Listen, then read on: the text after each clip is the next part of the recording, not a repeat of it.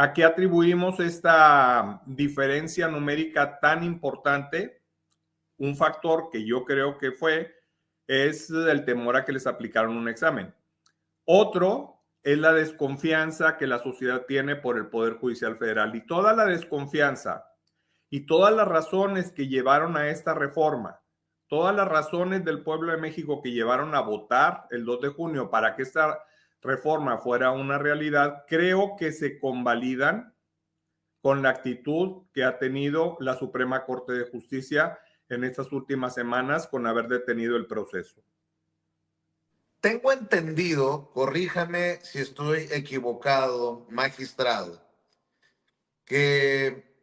y lo voy a decir así, con bombo y platillo, que el nombre de Ángel Mario García Guerra estará en la boleta en el 1 de junio. O sea, ¿usted ha sido seleccionado?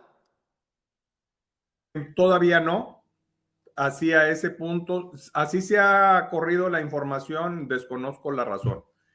¿Qué fue lo que sucedió ayer? Se brincó el paso, de analizar la idoneidad de los candidatos. El Tribunal Electoral solamente ordenó que se hiciera la insaculación. Entonces dieron por hecho que todas las personas que eran elegibles en automático también eran idóneas. Entonces el proceso de ayer, el proceso maratónico de ayer fue para hacer la tómbola, la insaculación. De ahí se sacaron los nombres de las personas que se le proponen a la Suprema Corte. Como bien lo dices, hubo muchos casos de puestos como el de las ministras mujeres que no hubo necesidad de insaculación.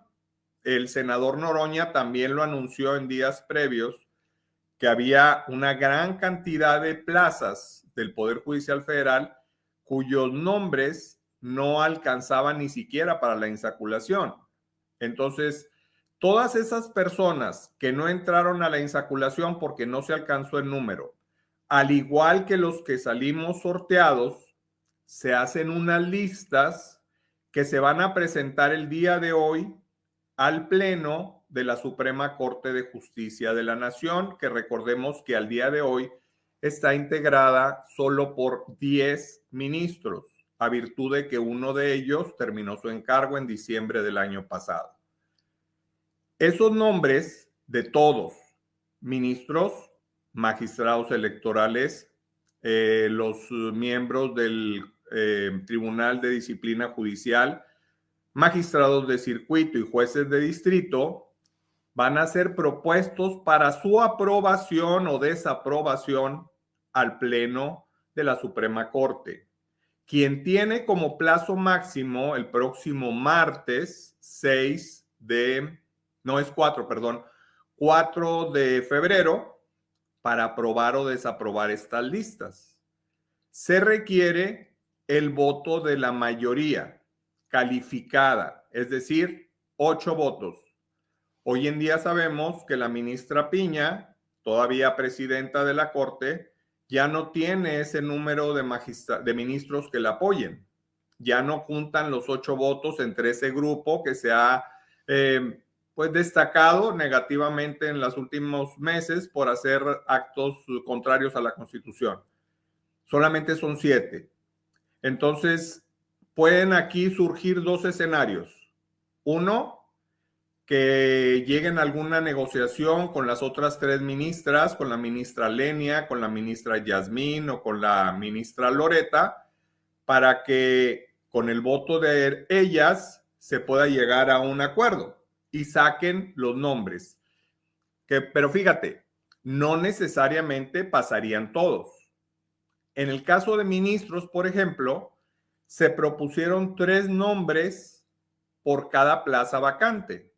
Son 5 plazas de mujeres, 4 plazas de hombres. Es decir, hay 15 nombres de mujeres y 12 nombres de hombres. ¿Qué puede hacer la Corte? Decir que pasen los 15 y los 12 a la boleta.